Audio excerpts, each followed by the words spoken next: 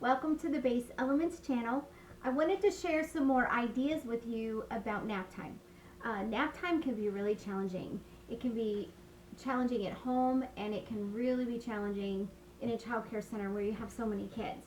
So I just wanted to show you an idea, several ideas.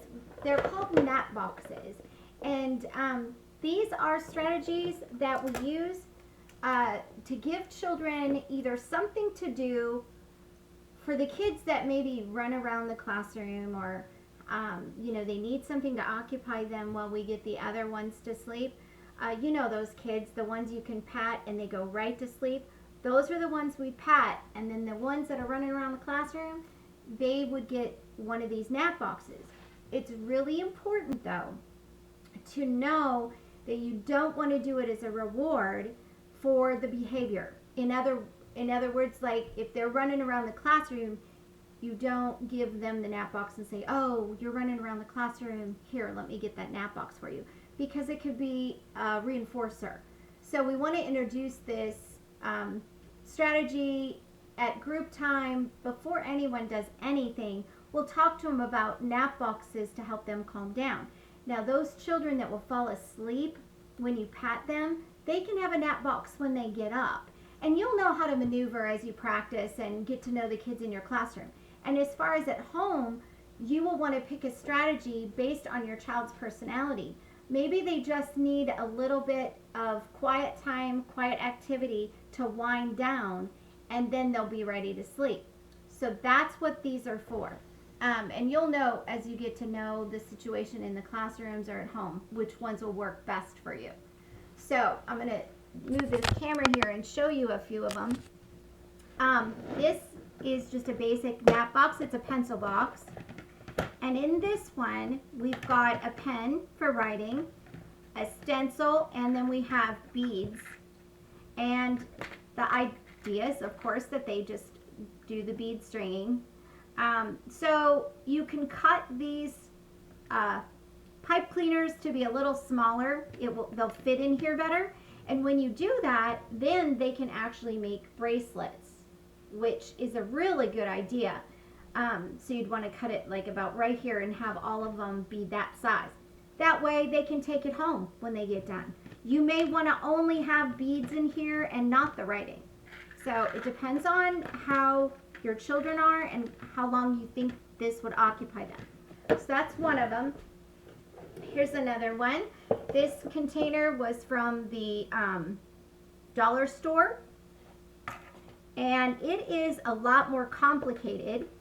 There's more to do in here. So we've got a hole punch, we've got a glue stick. Again, you know your children. If this is going to be, maybe it's an activity that you do after they get up, but they still need to be quiet, this might be a good one for that time.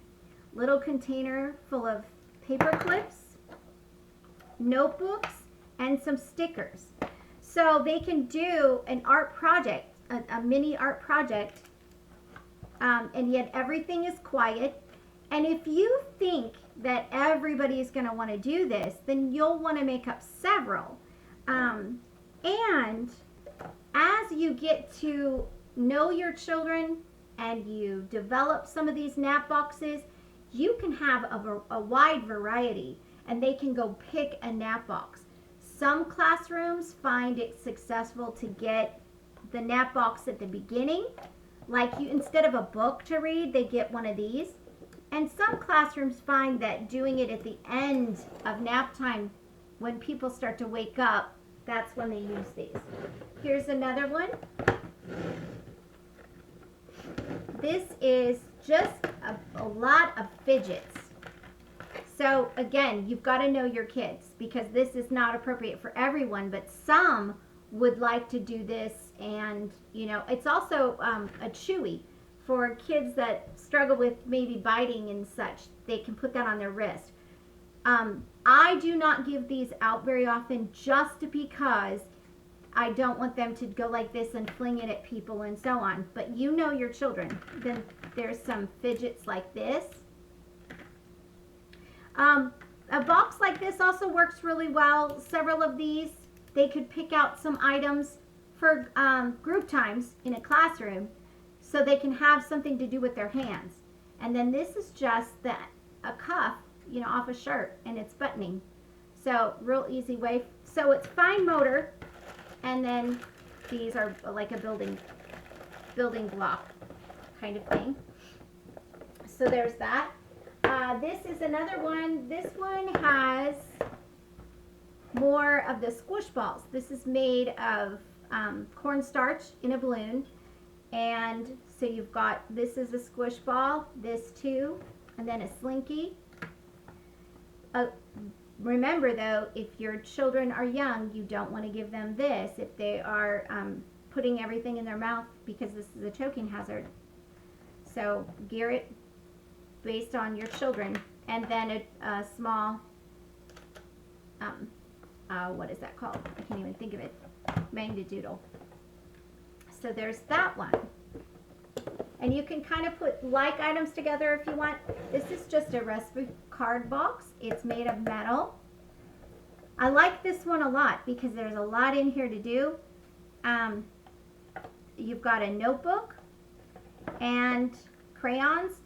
And remember I said if you can add variety to your items, you know, change this out, change the crayons and give them a different kind. That helps because they'll get bored. This is a little tea bag, and in it are paper clips. So this is a fine motor activity where they put the paper clips on a gift card. And the gift card works a lot better than even recipe cards. So that's one thing. And then this is a little tea bag. They're different colors though, that way they don't get mixed up. These are magnets. And so they can actually do a building activity right here. And there's different sizes. They can construct a house. I've even punched some holes in it with hole punches so that it makes like windows. So that is that. And I'll show you, the magnets just came from, you'll get to know, if you come to this channel very often, you'll know I'm a bargain hunter. So these are just photo frames. And then I cut them apart for different projects. And they were so cheap. So you just have to, as you start to learn to look around at sales and thrift stores, you'll learn what kind of things you can use and so on. So that's this activity. And I like that it's metal, because the magnets, you know, you're not going to have a bunch of loose parts. The magnets will tend to stick to the box. This one, it's just a curved metal tin, and I had an old business card container, and I've got magnets.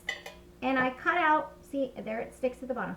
I cut out magnets from those frames, and now you can take those and do a scene on here, like that. Magnets are very popular for kids for quiet activities. So there's that. Couple more activities that are fine motor. This is just paper clips that I sorted, and they can use this to make necklaces, bracelets, you know, hook them together like that. This is the same thing, except you just repackage it. When you repackage things, it adds variety and interest. So if they get bored with this, but you bring this one out, and it's the same principle, but it'll re-engage them because it's just different paper clips instead of the colored. They're smaller too, so if you need more of a challenge, the smaller paper clips are more of a challenge. This is something that I found at a garage sale. It had all those stars and moons and things like that, but I like the magnet base. So what I did is I got a bunch of metal pieces, and they can do metal sculptures, and just, it's like a science experiment, and see what sticks, and you know, things like that. So that's another twist on the magnet type theme. And I like these boxes. I think I got these at a dollar store where you get a whole package. I'm not sure, but that really helps keep things organized. You don't want a bunch of loose parts floating around in these containers. It makes it so much better when you have a place for it. This is another activity. Same type of principle as this one, where we did a gift card, but this time they're paper clips that are in a bag and several different kinds of cards. So that's what this is. They take those off and put this back on. What I would do is I take all the clips off, put it in a container so they can start from the beginning. You will want to show them how to do these. You just don't hand it to them, because if you hand it to them, they're not necessarily going to know what the purpose is. So you probably have to model that for them. And then we have these. Again, somebody had made these out of jeans. I thought that was great. I found these, and it has a notebook and a pencil or a pen, crayon, and they can have a writing pad. So if you hand them a notebook and just want them to write, they may not think that's very interesting after a while. You know, they have a notebook, you know, and you go, here, draw. But if you repackage it, it makes all the difference. So change the notebooks, change the crayons, put it in a different container, and all of a sudden they like it again. So that's what this is about. This is a way that you want to add variety. So instead of this notebook, I might use a clipboard. And this clipboard has a little magnet on the back, or this is sticky notes. You know, maybe put some envelopes in this, and they can make cards for people. Then you've got, you know, a red one. You've got recipe cards. You've got these, which are just scrap paper. This is, what do you call those?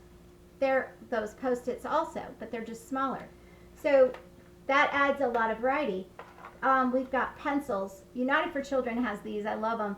They actually change color based on the temperature of your hand. I guess my hands are too cold. They're not changing. Twist Up. These are just taller, really unique crayons. They've got the sides that are flat. And then these are the ones, I love these. These are the ones I made the other day. I didn't get to show you. This is the blue and green one. And there's some different shaped flowers as well. So I may start off with these crayons, and then a couple days later I may put these in. So I think you get the idea. Just as you add variety to your nap boxes, it re-engages them in the activity, and they like it all over as if it's new. And then if you didn't already, look at the video that I posted on the Cranky Cream or Emotional Feelings Cream. I showed how to make this with the emotion. This one is excited. Put that in there. And you can talk about being excited. If they're really excited and having a hard time napping, you can talk about that. There's the emotions on the back here, different cards. And you can say you're so excited, and you take that out and you talk about that, and you give them some cream, and you do that to help them calm down before giving them one of these nap boxes. Or you use the nap box at the end. Maybe in child care centers, they need to lay down for a certain amount of time, and then they're done. A lot of kids, especially 5-year-olds, they're done napping. They start to outgrow it. So we don't want them waking up and disturbing everyone, but they have a hard time staying on their cot or being quiet. You know, if we get them something to do at the table, books only last so long, and they start to get bored. So these are important strategies for when they're done with books and they need something quiet to do. Also, as I pick this up, notice the noise. So you have to know your kids. If you have a child that's going to do this with it, then you don't give them it this way. You would give it this way. See, it doesn't make any noise. So you have to know your kids and know what they're going to do with the items, but it will really help when you need them to be quiet, but it's not, nap time's not over yet. These strategies will really help. I hope that helps you. Talk to you again. Bye.